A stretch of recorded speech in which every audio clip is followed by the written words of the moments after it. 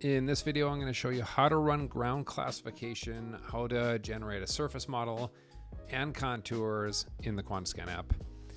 So first, I have an unclassified data set here. It's a really small one, but it'll be a good quick one just to demonstrate how to get through the ground classification and contours and surface modeling. So first, load in your COPSI, of course. In the point cloud tab up top, we're going to click on ground and vegetation because that's what we want to classify first. We're going to select our layer here. We could also browse one if you don't have to load it in first. We can give it a name. We are going to classify vegetation along with it. And there's a couple more advanced options. You know, noise, you could store height above ground as well to have it compute that as well with your classification. Another thing you'll notice is that we do have a run in desktop button here too. So I could hit start classification. I'll just kick that off here just so you can see that running in the browser. But then similarly, I could do the same thing. I'll come in here, do the same thing, and I could do run in desktop. So I could come here, I'll have to specify that file real quick. I think we called it unclassified. And we'll just click high quality mode in the desktop. We'll classify this here. Give it a second. Let me close out of these. And this should probably only take, that long. I'm gonna load that back in. So that was from the quality one right here. As you can see, we do have some classifications. And with this, we should also have height above ground. So we do have height above ground stored as well. And of course, we have just our regular classifications. So we can see, our ground, low, medium, and high veg. So that being the case, we'll say that that's good for now. And we're gonna start on our surface model. So we can go to Point Cloud tab again, go to Generate Surface Model. And so this is where you can decide basically if you want to create a DTM or a DSM. So if I'm going to create a DTM, I want to use a DTM being a digital terrain model. I want to use just the ground for that. So I'll use a cell size of 1 meter and we'll go ahead and hit generate there. And let's say you wanted to do or actually, let me just show this first. So we got our DTM here. Okay, so after generating your surface model here, which is optional. You don't have to generate a surface model to generate contours.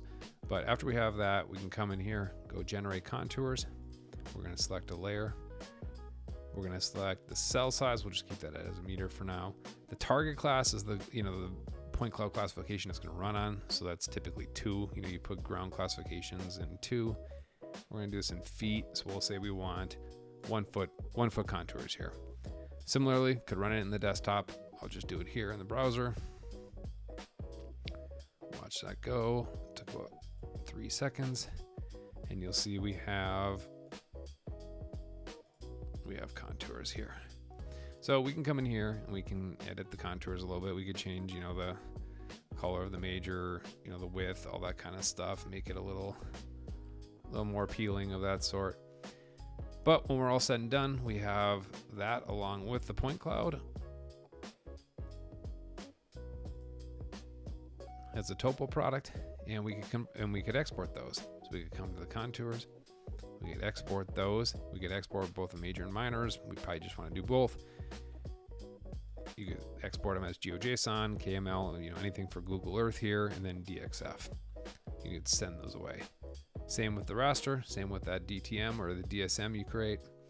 And similarly, I should have shown with the raster, you can change the rendering scheme behind it, like the color ramp. So you could do, terrain or, whatever. I don't find those to be particularly helpful for a rendering sense other than hill shade, but you can export that as a GeoTIFF as well. And you're off to the races. If you need to clean up your point clouds before you start this, because these products, the contours and the rasters like the DTM, DSM are going to run on the entire point cloud. So an option that you can do is you could come into the point cloud and you could clip to an area. So I could just, define an area with my mouse clicks, something like that, clip to this, resave a new version of the point cloud, and then run, the contours and the DTMs on that. That's an option. Another option is if you want to convert or clip to an area, you could also import a shapefile first, or import a GeoJSON or something like that first, and then you could clip to a specific an area from your project. I don't have one loaded, so it's not showing up, of course, but that's an option, and that'll get you contours, that'll get you DTMs and DSMs in QuantaScan in your browser. So pretty cool stuff.